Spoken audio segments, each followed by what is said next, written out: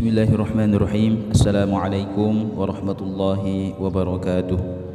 Alhamdulillah, wassalatu wassalamu ala asyrafil anbiya'i wal mursalin Sayyidina Muhammadin wa ala alihi wa ashabihi. Sahabat beriman dimanapun anda berada, segala puji bagi Allah atas segala nikmat yang Allah berikan kepada kita semua.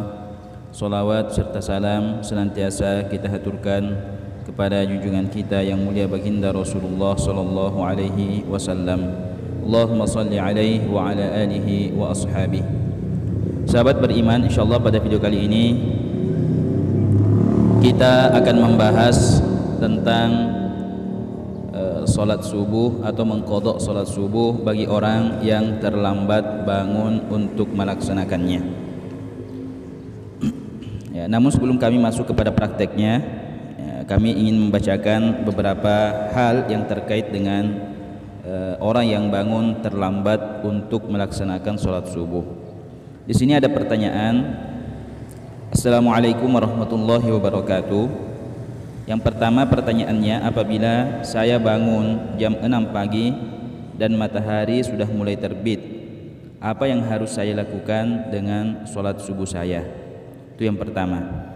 Kemudian yang kedua, sampai jam berapa sebenarnya batas waktu sholat subuh itu sendiri?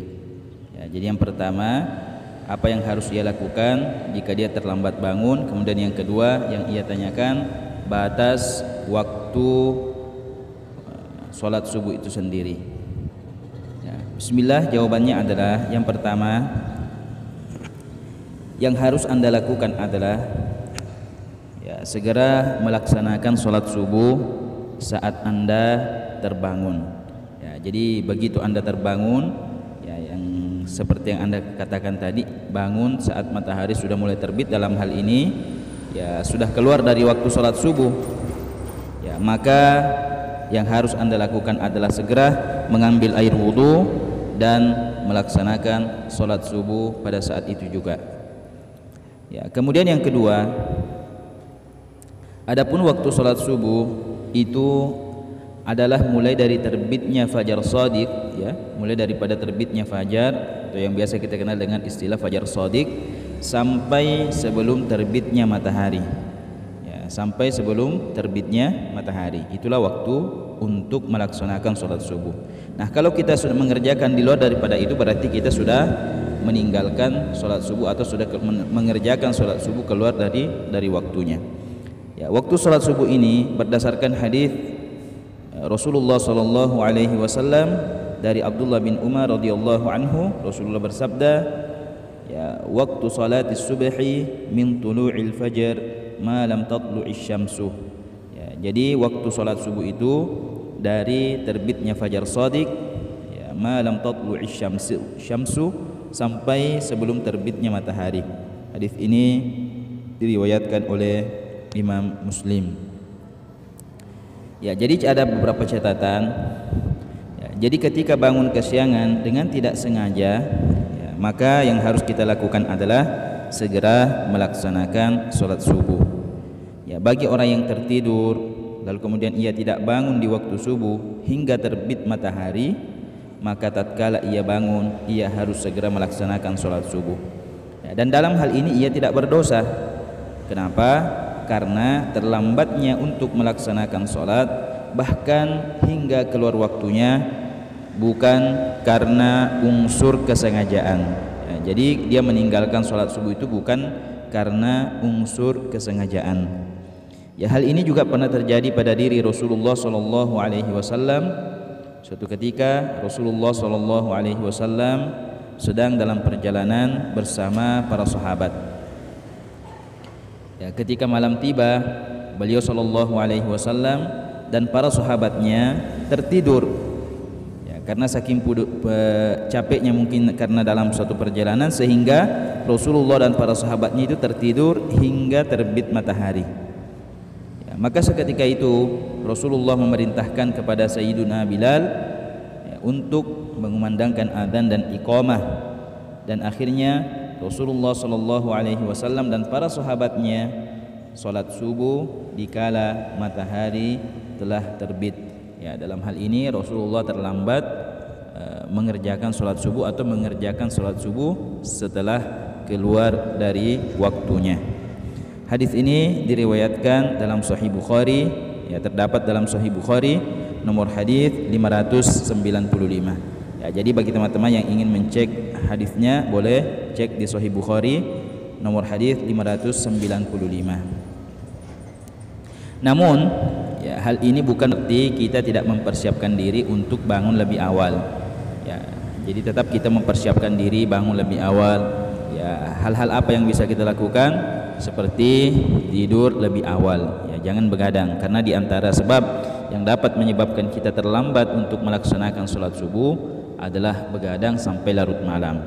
Ya, kalau bisa jam 9, jam 10 ya kita tidur, ya, agar kita bisa bangun lebih awal.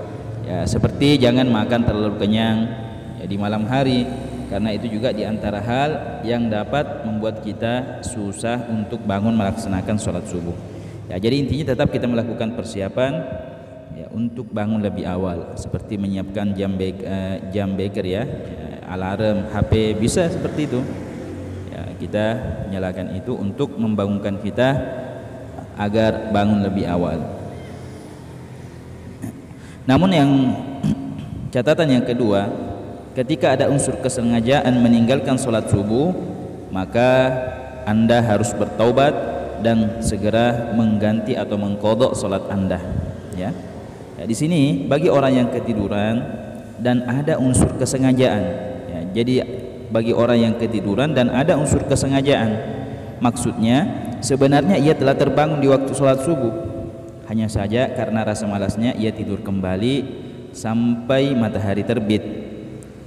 Jadi ada unsur kesengajaan. Ya. Jadi kalau kita mungkin sudah dibangunkan atau sudah terbangun ya, di waktu sholat subuh, ya, lalu kemudian ketika itu kita tidur kembali, ya, tidur kembali mungkin karena kemalasan kita atau bagaimana, maka itu dihukumi orang yang meninggalkan sholat dalam keadaan sengaja. Karena kenapa? Dia sudah terbangun di waktu subuh, namun ia tidak segera bangkit dari tempat tidurnya untuk melaksanakan sholat, malah dia tidur kembali ya, sehingga ya, dia bangun terlambat sampai matahari terbit. Ya, sebagian besar para ulama berpandangan bahwa ia berkewajiban untuk mengqadha sholatnya, maka hendaklah dirinya segera melaksanakan sholat ketika bangun. Di samping itu ia harus bertaubat kepada Allah Subhanahu wa ta'ala. Karena kenapa? Karena ia telah sengaja meninggalkan sholat tatkala telah tiba waktunya. Ya, jadi orang yang sempat bangun, ya, kemudian tidak langsung bangun untuk sholat, malah tidur sehingga dia terlambat sholat subuh, maka dia harus banyak-banyak bertaubat kepada Allah, karena ia telah meninggalkan sholat dengan sengaja hingga keluar dari waktunya.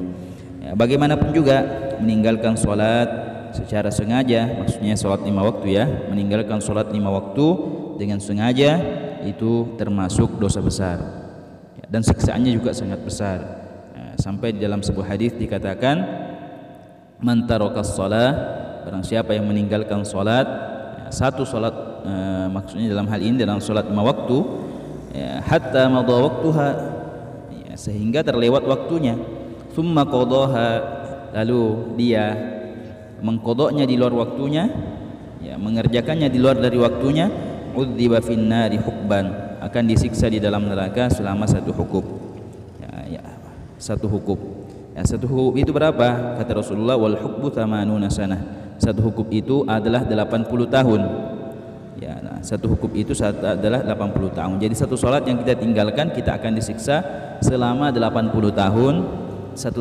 selama satu hukum itu adalah 80 tahun. Sedangkan di dalam satu tahun itu terdapat 360 hari. Coba bayangkan lamanya. Dan satu hari di akhirat itu sama dengan 1000 tahun dunia.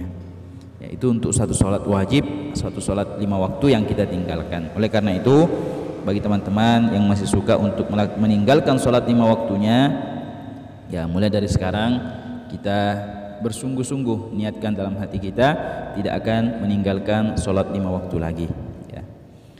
Ya, selanjutnya kita masuk kepada tata cara mengqadha atau mengganti sholat subuh kita apabila kita terlambat. Ya, silakan lihat di layar. Tata cara mengqadha sholat subuh ya, dilakukan sebagaimana sholat subuh pada umumnya. Ya, jadi cara menggantinya itu dilakukan seperti sholat subuh pada umumnya. Hanya saja ada perbedaan dalam niat. Ya, jadi pelaksanaannya sama, yang beda itu hanya niatnya. Ya, berikut adalah niat lafaz. Berikut adalah lafaz niat mengqadha salat subuh ya apabila kita terlambat. Ya, jadi niatnya adalah lafaz niatnya ini ya. Usolli fardhus subhi rak'ataini mustaqbilal qiblati qadaan. Ya, jadi ini pakai qadaan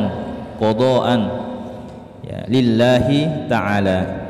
Ya, teman-teman bisa ya baca, ada tulisan Latinnya di bawahnya itu. Sekali lagi, li fardhus subhi rak'ataini mustaqbilal qiblati qadaan lillahi ta'ala. Ya, karena dikerjakan di luar waktunya, maka kita pakai qadaan. Sedangkan apabila dilaksanakan di dalam waktunya, maka kita menggunakan kata adaan, ya tunai. Sedangkan qadaan itu sebagai ganti, ya qadha. Usalli fardhus subhi rak'ataini mustaqbilal qiblati qadaan lillahi ta'ala. Nah, artinya adalah ya, sedangkan artinya adalah saya berniat mengerjakan salat fardu subuh sebanyak 2 rakaat menghadap kiblat secara qadha karena Allah. Ya, bukan tunai tapi qadha. Qadha itu maksudnya kita mengerjakan salat tersebut di luar dari waktunya. Adapun tata cara melaksanakannya adalah sebagai berikut.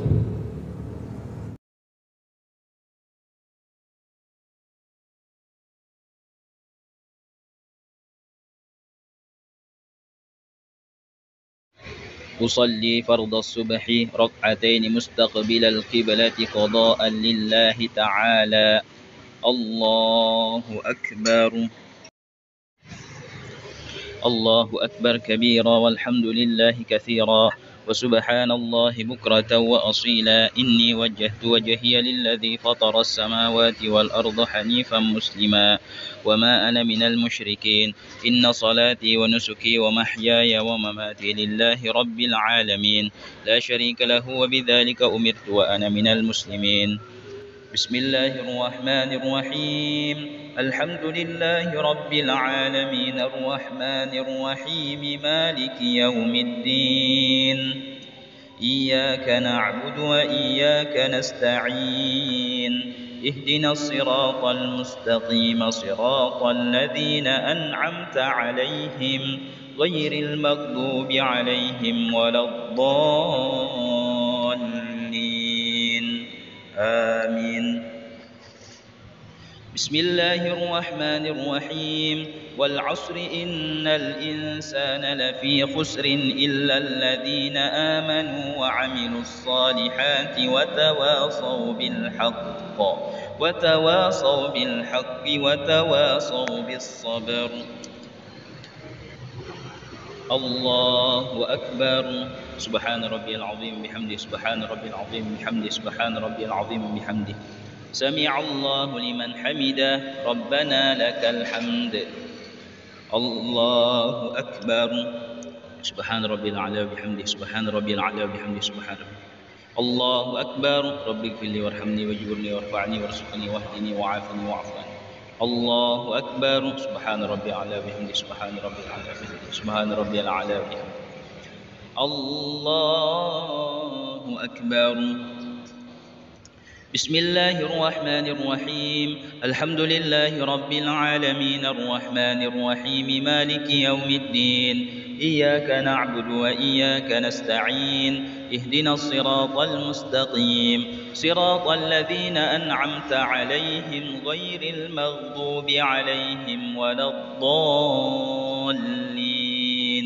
آمين بسم الله الرحمن الرحيم قل هو الله أحد الله الصمد لم يلد ولم يولد ولم يكن له كفوا أحد الله أكبر سبحان ربي العظيم بحمده سبحان ربي العظيم بحمده سبحان ربي العظيم بحمده سمع الله لمن حمده ربنا لك الحمد اللهم اهدني فيمن هديت وعافني فيمن عافيت وتولني فيمن توليت وبارك لي فيما أعطيت وقني برحمتك شر ما قضيت فإنك تقضي ولا يقضى عليك وإنه لا يذل من واليت ولا يعز من عاديت فلك الحمد على ما قضيت نستغفرك ونتوب إليك وصلى الله على سيدنا محمد النبي الأمي وعلى آله وصحبه وبارك وسلم الله أكبر سبحان ربي العلى بحمده سبحان ربي العلى بحمده سبحان ربي العلى بحمده الله أكبر ربي اغفر لي وارحمني واجبرني وارفعني وارزقني واهدني وعافني واعف عني الله أكبر سبحان ربي العلى بحمده سبحان ربي العلى بحمده سبحان ربي العلى بحمده الله أكبر التحيات المباركات الصلوات الطيبات لله السلام عليك أيها النبي ورحمة الله وبركاته السلام علينا وعلى عباد الله الصالحين أشهد أن لا إله إلا الله وأشهد أن محمد رسول الله اللهم صل على سيدنا محمد وعلى آل سيدنا محمد كما صليت على إبراهيم وعلى آل إبراهيم وبارك على محمد وعلى آل محمد كما باركت على إبراهيم وعلى آل إبراهيم في العالمين إنك حميد مجيد السلام عليكم ورحمة الله السلام عليكم ورحمة الله